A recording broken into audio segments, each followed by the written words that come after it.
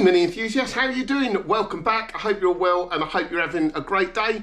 Quite an exciting video today. We're on the Super City and I'm going to be spraying underneath the bonnet, the engine bay. I'm going to be using some 2K 2-pack paint. This is resistant to fuel and solvent, so absolutely ideal for under the bonnet. This comes from Jowl Paints and I'll talk a little bit more in the video about why I'm using it and how to apply it. But for now, we need to do some prep work and get it ready. So let's get stuck into it. Right, so I've got it jacked up in the air, axle stands underneath. That's just to save my back. I don't want to be reaching over and leaning down. So all we need to do is just key up all the areas. So we're going to be painting the whole lot inside here, down to as far as the steering rack. I'm not taking the steering rack out. I'll probably give it a clean up. I have got seam sealer where it's been repaired here, but really that just wants keying up. Doesn't need to go too mad. All of this bit's going to be covered with bulkhead insulation anyway, but it's really just these inner wings I want to tidy up. I want to make look presentable with that new engine and the powder coated subframe that's going back in. But I'll probably not spray right up to the very top. In fact, I'll probably spray most of it, but it's important that you get a good key. Luckily, there's never much paint under the bonnet anyway, and of course it doesn't get polished or anything like that over its time, so it usually adheres pretty well, but you need to take it back. And so for that, I'm going to be using a bit of a combination. I've got 220 grit, 500, 600 grit as well. Probably don't need to go as fine as 600, but I've got a load of spare pads there. And then a medium Scotch-Brite pad to finish it. And then we'll be using 1K epoxy primer, and I've got 3 cans of Rover Henley Blue in this 2-pack paint, which I'll show you when I come to use it. It's very good. That works out just under 20 quid a can, so I reckon 3 cans will be plenty. So I'm going to get rubbing up. It's probably going to be an hour to key all this lot in, maybe a bit longer. It's really boring, so I'm just going to put some music on and get on with it. Right, there we go. That was pretty much an hour later. So that's all keyed up now. Some areas have gone back to bare metal, but we're epoxy priming it anyway, so it's not too much of an issue. Yeah, it's a fiddly job. I've got to say, with the DA makes really light work of this, but it's quite big, so I could pretty much only get it in on this side panel here and a few of the other flat bits, but it does make it a lot easier. In terms of what I used, I probably went through 3 of these Festool Granite P220 discs. It ain't worth buying cheap when buying these. I bought a load of these ones off eBay and they are absolutely rubbish. Yeah, don't waste your money. I found these Festool ones are really good for the DA I'm using. And aside from that, probably about 2.5 sheets of medium Scotch-Brite pad, and that's pretty much it. I've just sprayed it all off with brake cleaner just to get rid of any solvents, blown it all off, sweep the floor. I now need to mask it up, so another boring job which I won't bore you with a time lapse. We'll just get it done. Right, that's it all masked up now. I've gone a bit over the top. I mean, all this front end's going to be repainted anyway, but it's a bit unprofessional just getting overspray everywhere, so I've masked up all the front end anyway. Filled in all the holes. It's a bit of a pain because there's holes absolutely everywhere. So we're ready for the epoxy primer now. Now this can go straight onto bare metal. I think these tins are about £14–15 each. Works well this. So yeah, epoxy primer gives an excellent adhesion direct onto bare metal and has an active rust presenting pigments that provide excellent corrosion resistance. It is also suitable as a welding primer and is very quick drying. Wow, I never knew you could use that for welding as well. So it's overcoatable in about 15 to 30 minutes. I've got the radiator on today to keep things a little bit warm. So I don't like spraying if we're below sort of 15 degrees. So it's only 7 degrees outside, so we need a bit of extra heat. So I'm going to let that warm off for a bit, and then we'll get some, probably 2 coats we'll just get the first coat on, make sure we've got all the bare metal areas, and then a thicker second coat. It did take me about 45 minutes to do all that masking up, so it does take time. Right, so I think we're ready to go with the 1K epoxy primer. Like I say, whenever I spray, I make sure it's more than 15 degrees in the workshop. And an important bit actually is to make sure that the metalwork, the body of the car, is more than 15 degrees, because that's what you're putting the paint onto. And obviously that does take a little bit longer because it's a big lump of metal. But I've got my temperature probe out. The body's at least 15 degrees, so let's just get some primer on there.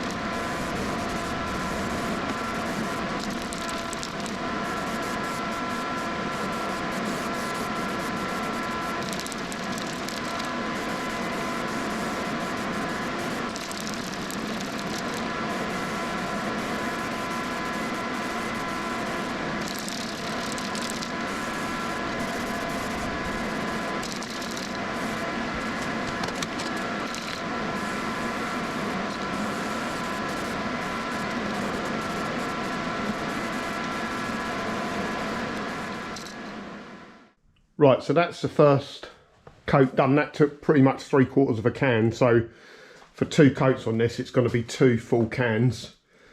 And I would imagine, hopefully it's probably about right when it comes to the colour, maybe 3 cans, but we'll see. That's gone on okay. It's just making sure you get every nook and cranny. So we'll get the second coat on there now. I do have an extractor there. And when we paint the 2K, you've got to be very cautious. Ideally you should have an air-fed mask, but I've got a mask rated for 2K. I have the extractor on and I'm literally just spray and then out the garage and leave it.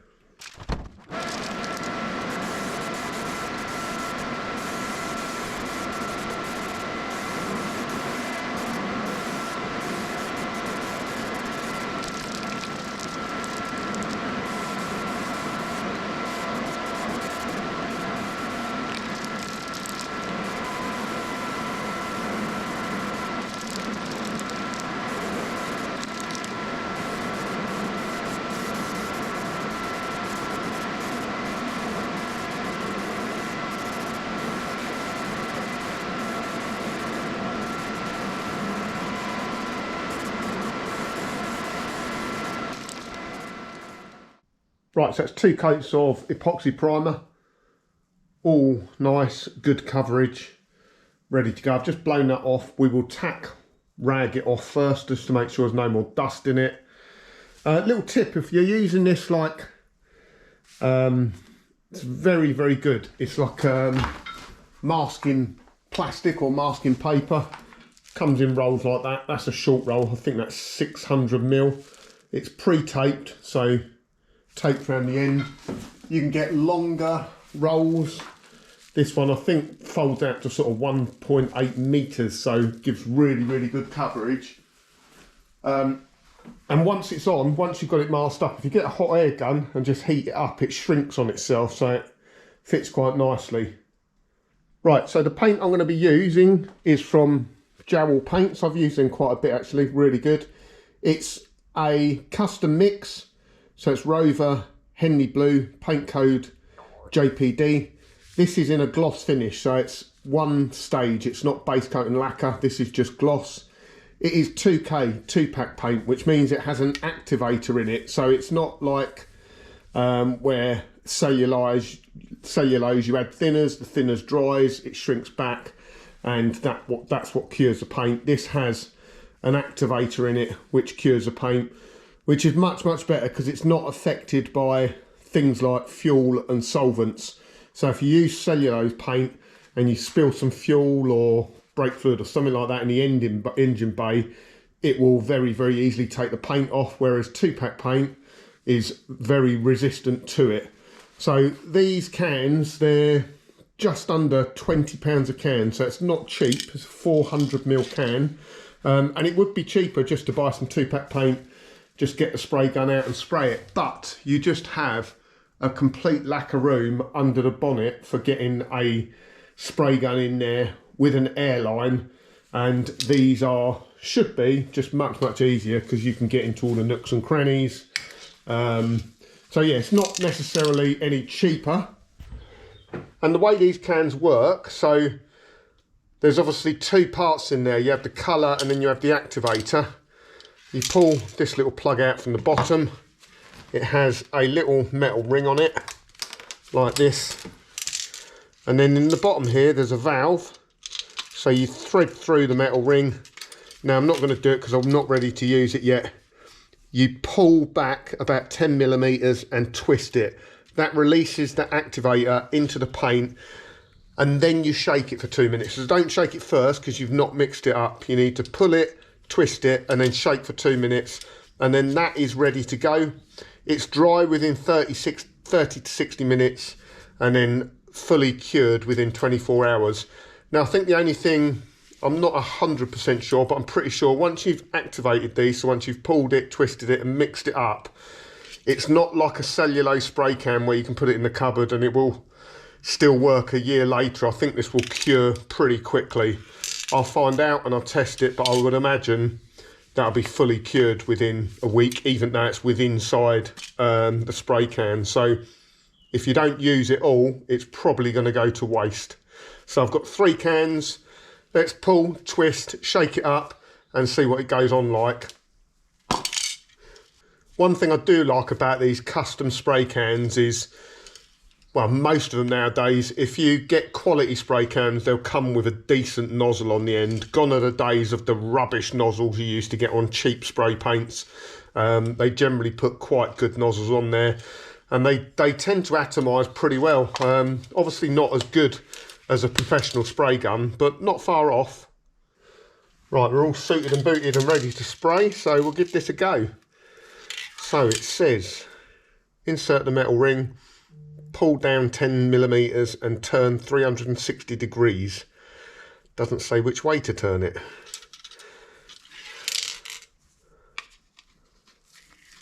That's half. I assume that's gone now.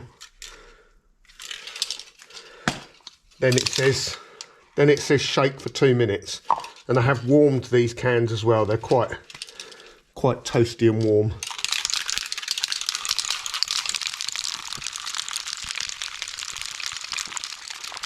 Right, that can's well and truly mixed up now. Now we're going to use what's called a tack rag, which just picks up any dust or debris on the paintwork itself. It's just like a waxy cloth. So you just go over the whole lot. It just picks up any, like I say, any foreign matter on there.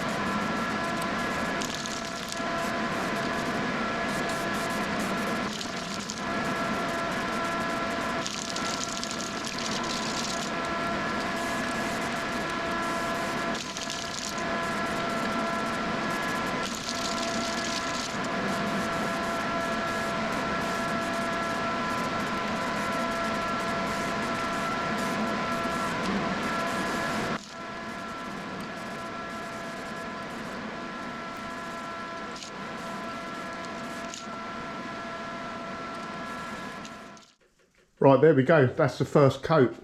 First coat, just want to make sure you get coverage. In fact, that's a little bit of a heavy first coat actually, but we've got everywhere covered. A few dry spots here and there which will get addressed with a second coat. But that was 3/4 of a can, so I think we'll finish this whole job with 2 cans. We just need to get the second coat on now, which will obviously be a bit of a heavier coat, but I'm really pleased with how that's turned out. So about 25 minutes so far. You don't want to leave it too long. You actually want the paint, if anything, a little bit tacky because it helps adhesion with the second coat.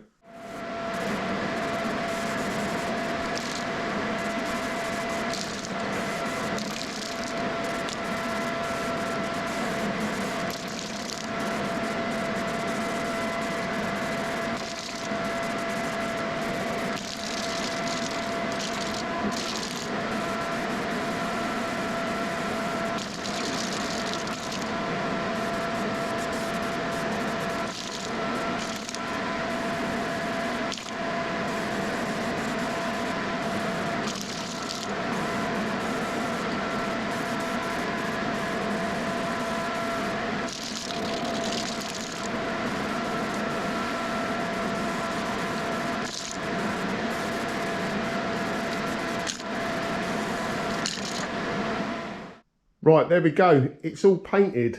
I am very, very pleased. I've started taking the masking paper back already just because I'm impatient. But it is dry now. It's probably been an hour since it was painted. That's the nice thing about 2K paint. It doesn't rely on the thinners drying to dry out. It dries through chemical reaction, obviously the hardener in the paint. And once it is dry and fully cured, it's a very hard wearing finish. So I'm very, very pleased with how that's come out. I don't think I've missed anywhere. I've had a really good look around. Finish looks superb. And the great thing about the finish as well, cellulose paint shrinks back.